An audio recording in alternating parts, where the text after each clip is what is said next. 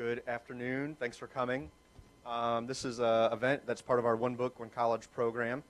I'm excited about this. It's kind of a unique opportunity to draw some of the knowledge that exists out there within our faculty, something that you don't come across every day. So this is cool. I'm excited to welcome Rick Atzlon, who is an instructor in the criminal justice program. He has served for 32 years and retired as a sergeant from the police force in Chicago. He has a master's degree in public administration from Roosevelt, and he has a bachelor's from U of I at Chicago. I've had a great time talking to Rick and picking his brain about recent history and Civil War history and all kinds of topics. So I think this is going to be a fun discussion. So with that, I will turn it over to Rick. Thank you. Thank you for the opportunity. Mr. Swanson's the reason that this is happening. I have an obscure hobby, which is collecting obsolete currency, mostly from the pre-Civil War and Civil War period in the South. Early in my career, when I came back from the military and I couldn't get on the Chicago Police Department, I was a police officer down in Savannah, Georgia, and I acquired an interest in the institution of slavery and its history. And so I began to collect currency. Obsolete currency is very fascinating in the sense that people would put their wealth in something that was worthless. It was just paper. But the institution of slavery was so accepted in the South, even though we now feel it as immoral and unjust, it was so accepted that they portrayed it proudly and displayed it, while in currencies from the North, you would see railroads or factories. Here, they displayed slavery, and they thought it was all right.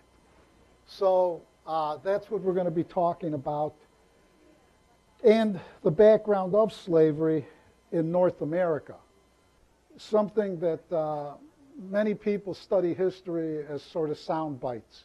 They really don't go into it in the detail that they should. For example, slavery was not brought to North America by white men.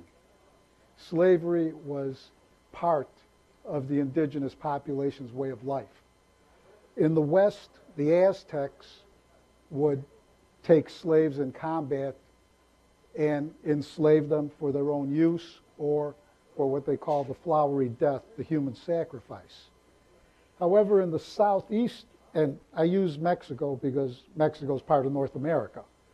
In the Southeast, the various tribes also took black slaves, traded them with whites, and retained their slaves, something that a lot of people don't realize. When the five civilized nations, as these tribes were called, and that would be the Choctaws, the Chickasaws, Seminoles, Creek, and Cherokee. When they were moved west in the 1830s and 40s, they took their black slaves with them.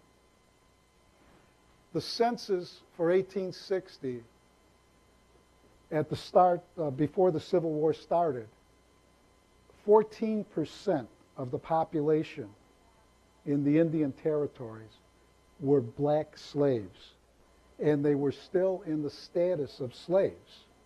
The Emancipation Proclamation, which was issued in September of 1862 and which was supposed to go into effect in January 1st of 1863, applied to territories that were in rebellion. Oklahoma was not in rebellion, so the Indians were allowed to keep their slaves until 1866, when they, due to new treaties that were negotiated with the United States, they gave up their slaves at that time. Now consider that was almost 3 years after emancipation. In addition, the issue is still here in the 21st century. In 2007, the Cherokee Nation expelled anyone of black ancestry still in their tribes. And this is being litigated now. Today, the Bureau of Indian Affairs is threatening to cut off money. Now the difference, the issue of slavery, abolition, and full equality is something that's also not taught and often misunderstood.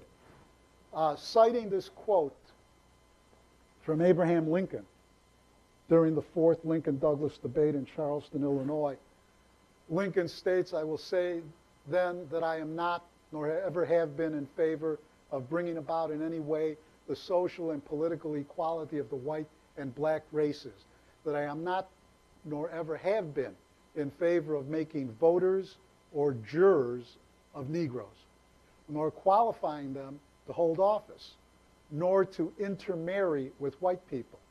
I will say in addition to this that there is a physical difference between white and black races, which I believe will forever forbid the two races living together on terms of social or political equality." That is a quote from Abraham Lincoln. Between 1821 and 1847, abolitionist groups, especially from Maryland, bought property in Africa, forming the nation of Liberia, which was intended to be a place to send freed black slaves.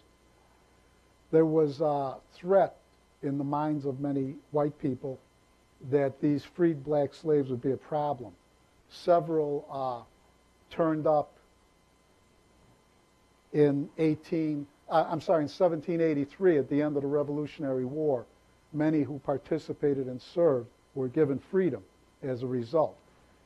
And many of these freed blacks were caught up in other issues later that almost forced them into another form of slavery. In addition, I wanted to point out here that slavery was accepted as an institution. There was no moral guilt involved with it by many Northerners. Northern businesses dealt with the South knowing that slavery was an issue, but not caring. Most of the currency that was made prior to the Civil War was made in the North because the best printing and engraving was in the North. This particular note here, which depicts slavery, was printed by the American Banknote Company. The American Banknote Company for a while actually made U.S. currency because of the quality of the work.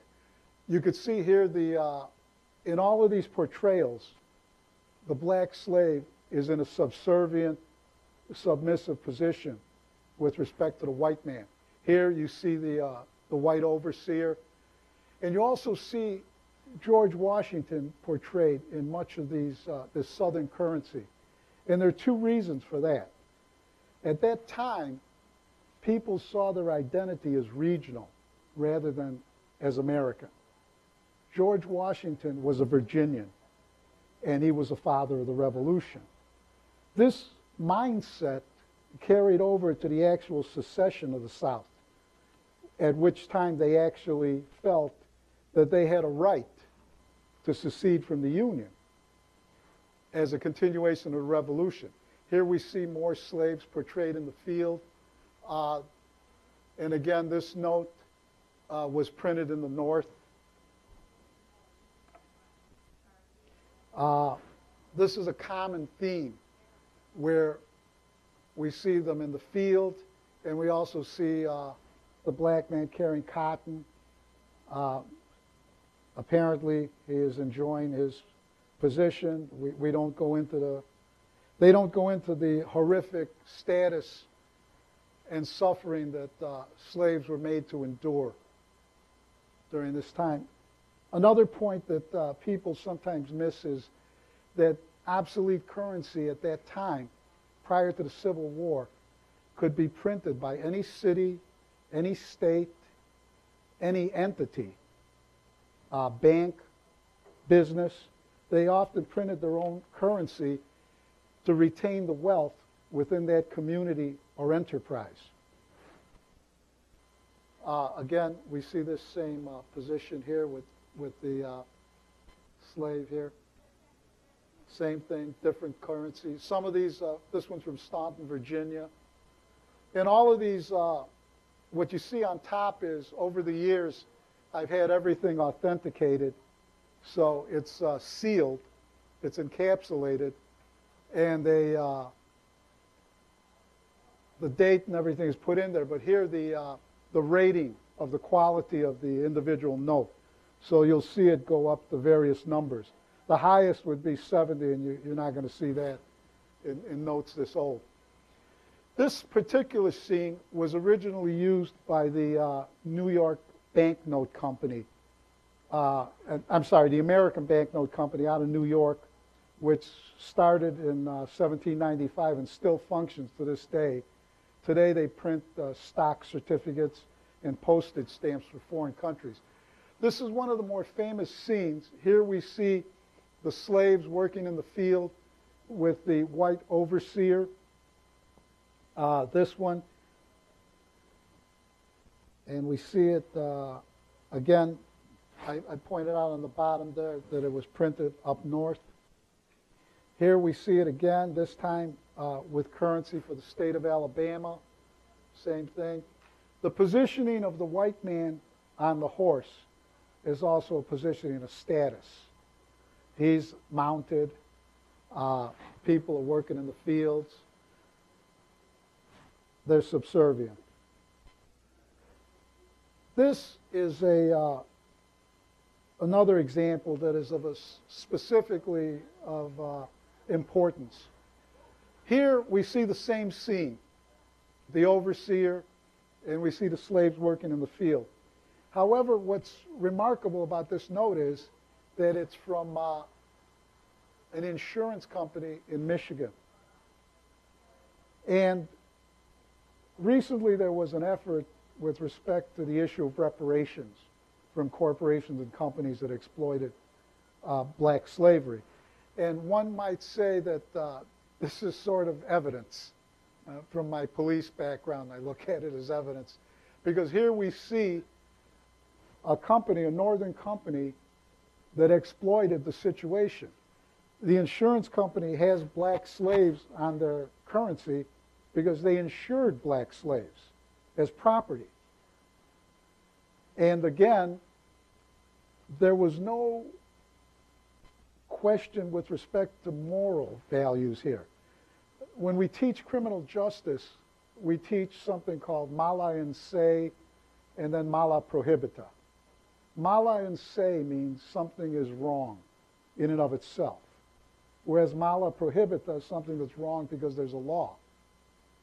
So it is as if mala in se was suspended. People could not see that this slavery was wrong in and of itself. Instead, because it was legal, it was acceptable. This mindset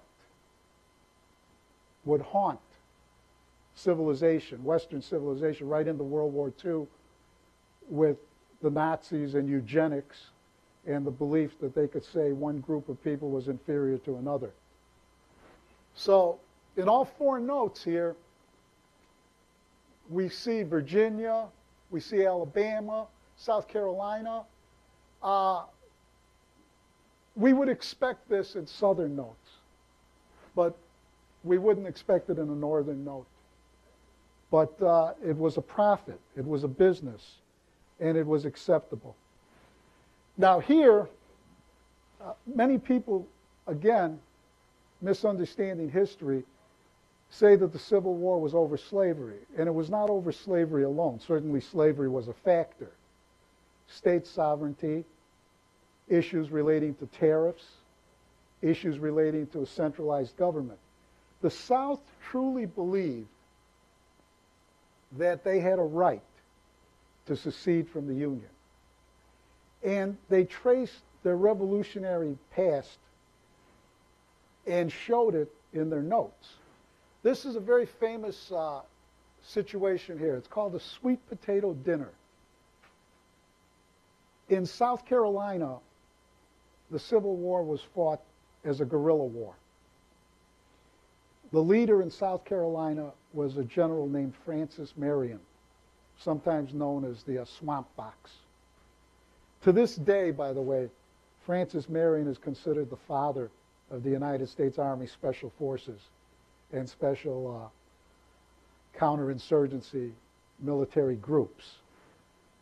The sweet potato dinner, nobody knows if it's true, if it's legend or if it was fact. But what happened was, oh, and there was a film. Let me remind you, there was a movie with Mel Gibson called The Patriot. And it was based loosely on General Marion. It is said that he had a sweet potato dinner. He invited the colonel from the British, his opponent, to this dinner. At the dinner, all they had was sweet potato and water. The British had burned crops as one of their tactics against the American revolutionaries.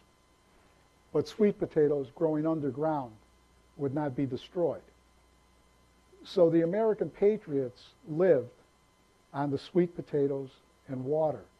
And it is said when the colonel saw this, that he realized it would be almost impossible to defeat them. They also had their slaves, and here you can see the slave is cooking the sweet potatoes. The slaves were given the option of freedom at the end of the war. And again, it's amazing at how ignorant we are about our history. Many people think that July 4th, 1776, we declared our independence and we were free, failing to realize that that began a 7-year war, and it was not till 1783 that the United States was really independent. And that 7-year war was extremely brutal, especially in the South. So the Southerners at the time of secession from the Union would often revert back to the thinking that this was a continuation of their Revolutionary War, that this was the justification, because just as they had entered into the Union voluntarily, they had every right to leave the Union, to secede. This particular bill is a Confederate $10 bill, and again, the sweet potato dinner is portrayed, and the slave is at the bottom. In one of these, you'll notice that there's a dog down there, and the dog is indicative of loyalty and faithfulness. The dog is not in all of them. The sweet potato dinners are altered. And the original painting, by the way, of the sweet potato dinner was done in 1835, and it hangs in the halls of the United States Senate today. Here again, we see the sweet potato dinner in a South Carolina note. What's interesting about this, again, and a real question that we have to ask as Americans, why the moral outrage against slavery was never really as strong as it should be. For example, this note, again, shows a sweet potato dinner, again shows a slave, and the slave was identified years later as Oscar Marion. He took the title of his master, the surname, and his family, his descendants, traced it back and they identified him. And in 2005, President Bush had a ceremony and proclaimed him a patriot of the American Revolution. But he's shown again in this scene. And what's interesting about this scene at this point is the note is 1873, almost a full year, 10 years after the Emancipation Proclamation. The institution of slavery was so accepted and ingrained in the Southern mindset that it was acceptable to portray this years after it had ceased to be. Could you imagine German currency printed in the 1850s with scenes from the Holocaust? Would that be acceptable to anyone? Yet this was accepted. Here, there were 67 notes of currency, different notes issued by the Confederate States of America, the 11 states that seceded. Only about 3 will actually depict slavery in their notes. This one is the $100 bill, again showing slaves working in the field. This is another of the Confederate notes that showed slaves, again, slaves working in removing cargo from wagons. And here again, we see other scenes of slaves portrayed in the back of Kentucky here. We see them in the background. These were issued during the Civil War by the individual states. South Carolina, here, see the Bank of Commerce from, where was this one from? Okay. Okay. Let's see. Savannah, Georgia, where I worked. A wonderful, beautiful city. Arkansas, slaves portrayed here in $10 note. All of these were issued during the Civil War that I'm going to show you now. And again, the dog, loyalty and faithfulness to the cause. This one was issued in Texas, state of Texas, again, the slave in the field, cotton. Mississippi and Florida. This scene of the smiling slave carrying the bounty of cotton is frequently used in the currency. We had a close-up of him here. And you can also see here the overseer, again, directing the workers. Again, this particular scene, again, in an 1872 note. Once again, 9 years after the Emancipation Proclamation, the scene is still used in South Carolina currency. Obsolete currency was also issued during and after the Great Depression in the United States. And I brought this out just to give you an idea. This is from the city of Detroit, issued $1 notes. This is the city of Owasso, also in Michigan. This is an interesting note.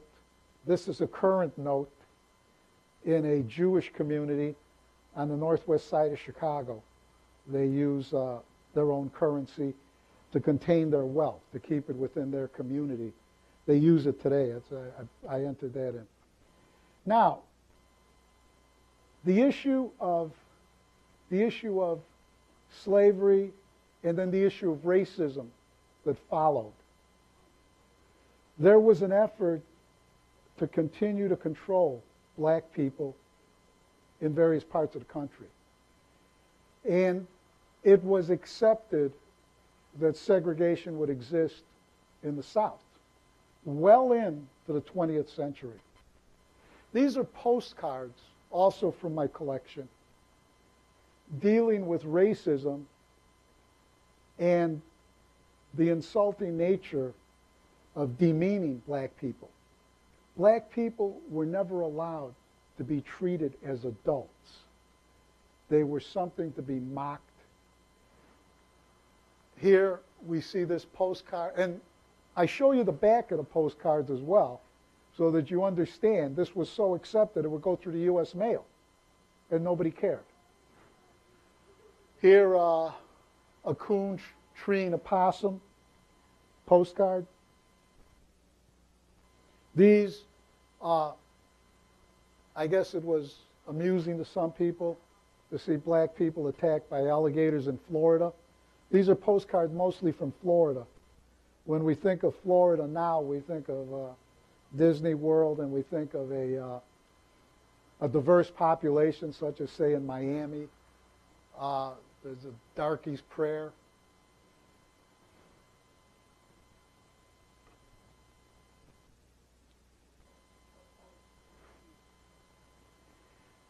Again, Florida postcards.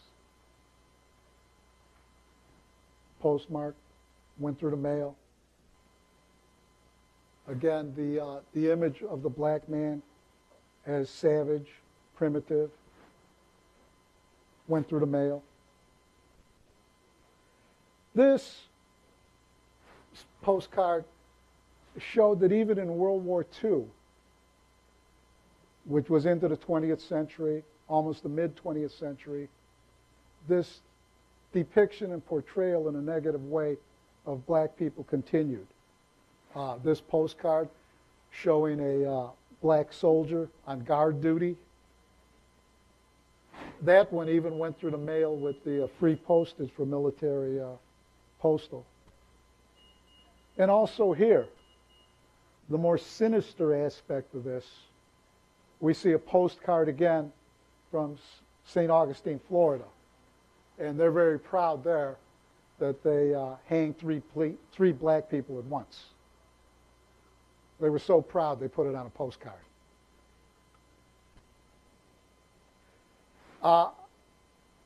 And don't, as I started in my earlier when I said that slavery was not brought here by the white man. It was already here, brought here by the Native Americans. Also remember that white people were brought here in slavery. Approximately 200,000. This book, White Cargo, The Forgotten History of Britain's White Slaves in America, hundreds of thousands of white people were deceived into thinking they were going into an apprenticeship or an indentured servitude, and they too were brought here as slaves. And there actually were black slave owners in South Carolina from 1840 to the beginning of the Civil War. So it's not just a white issue. It must be viewed as a moral issue. An issue in terms of how does a society determine right from wrong, and how does a society allow wrong to continue. So that this is the bibliography. If anyone is interested in reading more on these specific subjects, and I'll answer any questions you may have. Yes? I find this fascinating. Maybe I'll get into that. Okay, first of all, I'm not an economics person, so I don't get how these, what was the backing of these currencies? What was the backing? That's an excellent question. What was the backing of the currencies? And this is remarkable because when you go back on the Confederate currency specifically, the agreement, the backing on the Confederate currency was the promise that upon reaching an agreement between the North and the South, that the amount of the value would be paid to the person. You could see it up here where it talks about they were basically promissory notes, and they were seen as a loan to the Confederacy. They were seen as a loan to the cause. And that's what's interesting about Confederate money. It had nothing backing it. Whereas our Union money it would say, pay the bearer on demand, $5 in silver, $5 in gold. This was the true fiat currency. It was truly based on nothing but faith and the desire to hold the wealth within that specific community. Well, that's an excellent question. And in a sense, when you talk about obsolete currency, you're talking about currency that's worthless today. But that currency was worthless then. And I think that would be my second question. The stuff that is cheap everything from what I read, so is it hard to find if I wanted to buy that? If you were looking to buy it as an investment or for whatever purpose, the key would be here on the value would be determined by the quality of the note. This is a 40, which is pretty high for a note that's 150 years old plus. And the highest you would get would be an uncirculated 70. So a note like this, depending on what the value, you could probably buy a note like this for anywhere from $50 to $175, $200. And then if you went to a higher grade quality, that is, it would be, maybe closer to $500. So, and it's, again, when I started collecting these over 20 years ago, they were very inexpensive. When they put together, Ken Burns put together that series on the Civil War, everything shot up in value, and a lot of it was very difficult to find. But believe it or not, if you go on eBay, you'll actually see these notes. But I would caution you, because unless they're like this, certified already as being genuine, you're taking a risk. And the Union itself, at the time of the Civil War, actually flooded the Confederacy with counterfeit money to destroy what was left of their economy. So you have to be careful when you're looking for it. But it's out there. They're out there. They print, and they made no coins, by the way. There was no coinage. They didn't have the wealth to produce coins. And even the Union lost coins during the Civil War because people began to hoard metal. And so there's something called fraction currency that was issued by the Union, the 25-cent notes, 50-cent notes, because there was a shortage of change. Any other questions?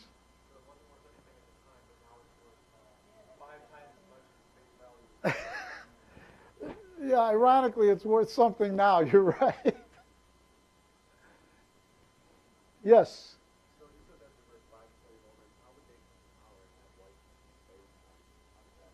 How did what? Black slave owners come to power then? Most of the country was. Because it was the morality was absent. It wasn't seen as a moral issue. It was seen as a business issue, and some of the freed blacks, who were successful businessmen themselves. Remember, there was a large amount of blacks that were freed in 1783. Those were blacks who had served in the Revolutionary War, and as a reward, they were granted their freedom.